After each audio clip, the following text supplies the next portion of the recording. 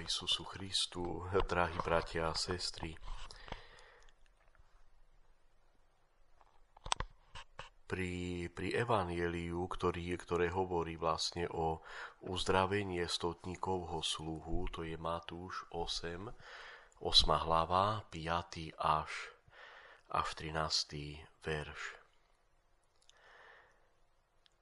kde vlastne vieme, že Pán Ježiš uzdravil sluhu stotníka. Stotník prosí Pána Ježiša, ten dôstojník, aby Ježiš uzdravil jeho sluhu. Ježiš mu odpovedal: prídem a uzdravím ho.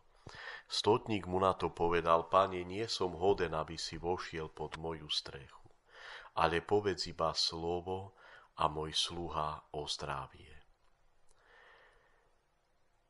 My veľakrát aj poznáme jeho slovo, aj čítame jeho slovo.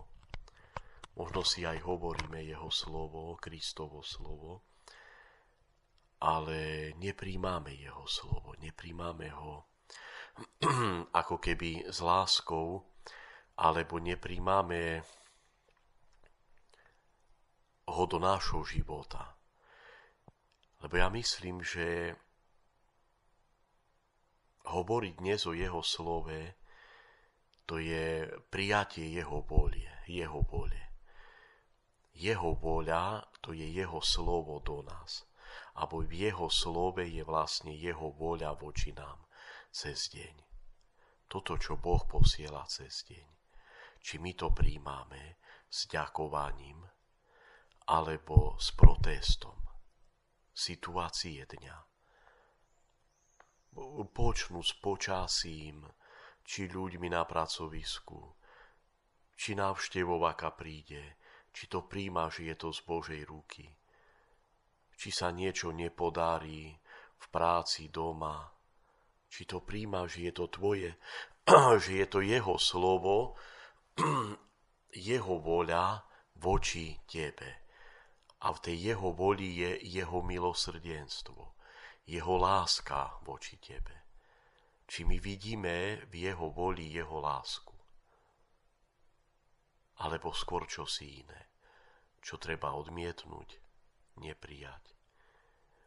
Preto potom Boh nemôže tak pôsobiť, lebo my ho blokujeme tým našim protestom, tým vlastne našim, jak by sme povedali, našim neprijatím toho, čo on posiela. Čiže až vtedy, keď ja prijímam z jeho ruky situáciu dňa ako prejav jeho lásky, ja až potom môžem povedať, že Pane, povedz iba slovo a sluha mi ozdravie.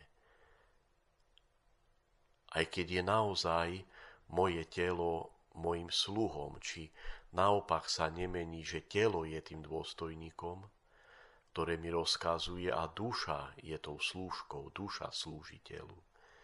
Lebo cirkevní otcovia niektorí hovoria, že ten stotník to je naša duša, ktorá stále prosí Ježiša o uzdravenie svojho tela, čiže svojho sluhu. Telo má slúžiť duši. A u nás je to naopak, u nás skôr duša ide za telom, duša ide za potrebami tela. U nás by to bolo v Božom poriadku, keby telo išlo za dušou. Čiže vidíme, že v takej askéze, v takom sebazaprení, do takého sebazaprenia nás pozýva toto Božie slovo. No ako podriadiť telo duši? Telo je dobré, je nám dané. Ja myslím, že i tým, že človek začne ďakovať za všetko, čo prichádza cez deň. I tam sa už telo podriaďuje duši. A takisto pri pokáni. Keď prosíme o odpustenie mytníkovou modlitbou, Bože, buď milostivým nehriešnemu.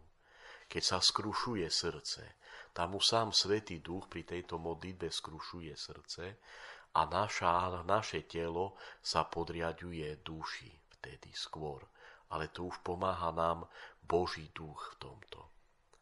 Vtedy sa stávame tým naša duša tým stotníkom a telo tým sluhom. Sláva Isusu Christu.